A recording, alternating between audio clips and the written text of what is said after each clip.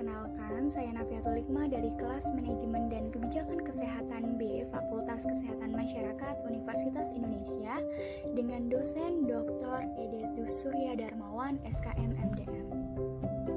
Nah, pada kali ini saya ingin bercerita mengenai apa yang saya dapat di kelas MKK ini. Nah, sebelumnya mungkin beberapa penasaran nih, apa itu kesehatan masyarakat atau apa itu Kesmas? Menurut Winslow, ilmu kesehatan masyarakat adalah ilmu dan seni mencegah penyakit, memperpanjang hidup, meningkatkan kesehatan fisik dan mental, dan efisiensi melalui usaha masyarakat yang terorganisir untuk meningkatkan sanitasi lingkungan, kontrol infeksi masyarakat, pendidikan individu tentang kebersihan perorangan, pengorganisasian pelayanan medis dan perawatan untuk diagnosa dini, pencegahan penyakit, dan pengembangan aspek sosial. Nah, atau bisa secara lebih sederhana nih, Kesmas adalah kombinasi antara teori dan juga praktek yang bertujuan untuk mencegah penyakit, memperpanjang hidup, dan meningkatkan kesehatan masyarakat. Nah, dari tadi kita bahas tentang kesehatan dan juga sehat. Sebenarnya sehat itu apa sih? Apakah orang yang menganggur itu juga disebut sehat? Oke, jadi sehat adalah keadaan sehat baik secara fisik, mental, spiritual, maupun sosial yang memungkinkan setiap orang untuk hidup produktif secara sosial dan ekonomis menurut Undang-Undang Nomor 36 Tahun 2009 tentang Kesehatan. Sedangkan menurut WHO, sehat adalah suatu keadaan sejahtera yang meliputi fisik, mental, dan sosial yang tidak hanya bebas dari penyakit atau kecacatan. Nah, di sini berdasarkan dua pengertian tadi, sehat ini ada 4 dimensi, yaitu fisik, mental, sosial, dan ekonomi yang saling mempengaruhi. Oleh karena itu, kesehatan bersifat holistik atau menyeluruh, tidak hanya memandang kesehatan dari segi fisiknya saja. Kesehatan masyarakat salah satu fondasi pembentuk kesejahteraan. Nah, prinsip dasar dari kesehatan masyarakat adalah untuk menjamin setiap individu di dalam masyarakat menjalani kehidupan yang memadai, untuk memelihara kesehatan serta mengelola setiap manfaat yang memungkinkan setiap warga negara memenuhi hak hidupnya untuk sehat dan berumur panjang.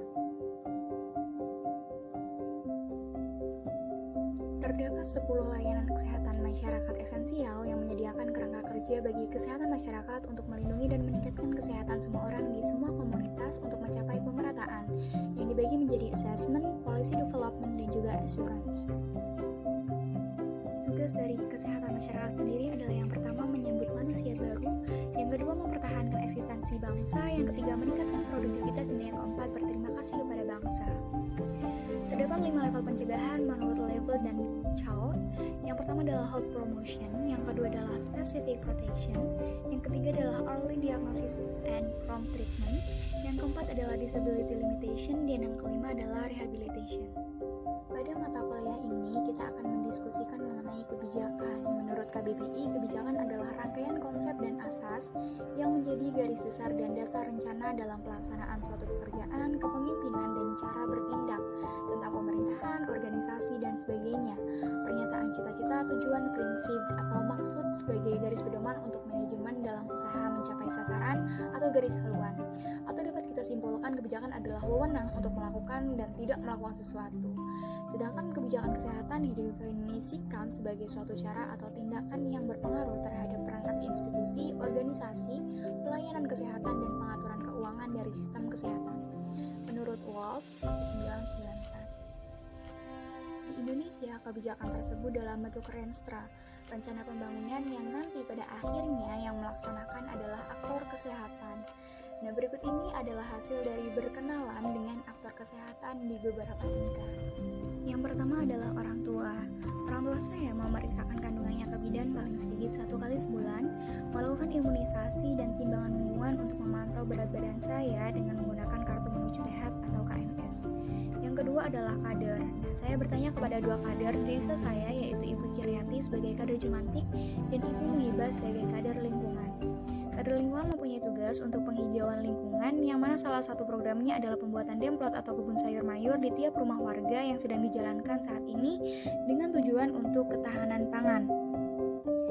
Kader Jumantik mempunyai tugas memastikan lingkungan aman dari jentik-jentik nyamuk dengan melakukan survei ke rumah tangga, dan dilakukan survei setiap seminggu sekali dan pelaporan sebulan sekali. Kader kesehatan mempunyai tugas pemeliharaan kesehatan masyarakat, contohnya untuk para lansia dilakukan cek tekanan darah dan gula darah, serta para balita di Posyandu. Forum seperti arisan PKK dan lain-lain menjadi forum untuk promosi kesehatan juga. Yang selanjutnya adalah Puskesmas. Saya berkenalan dengan Ibu Retno Wulandari sebagai akuntan belut di Puskesmas Pejaguan. Kata beliau, per 2019 ada 2 tenaga akuntan di Puskesmas, yaitu akuntan belut dan juga akuntan APBD. Tugas beliau di Puskesmas Pejaguan adalah di bagian keuangan untuk membuat laporan keuangan bulanan, laporan pajak, laporan pembayaran pajak, mengatur SPD, dan mendapat tugas tambahan yaitu untuk mengurus BPJS Kesehatan dan juga Ketenagakerjaan. Yang keempat adalah Dinas Kesehatan Kabupaten Kebumen, yaitu saya berkenalan dengan Ibu Ika Puspita Wardani sebagai staf seksi pelayanan kesehatan dan SDMK di Dinas Kesehatan Kabupaten Kebumen yang memegang program terutama untuk SDM, profil SDM, rencana kebutuhan, informasi, dan semua yang berhubungan dengan SDM dan perizinan dipegang oleh beliau. Untuk perizinan semua SDM masih dipegang oleh Dinas Kesehatan, sedangkan untuk kabupaten lain mungkin sudah tidak di Dinas Kesehatan tetapi di Dinas Pelayanan Terpadu.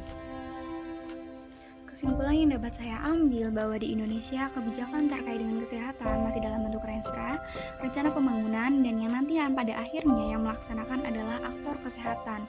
Dan masih terdapat permasalahan di bidang kesehatan baik terkait dengan SDM, anggaran, tugas yang tidak sesuai dengan job desk, dan lain-lain.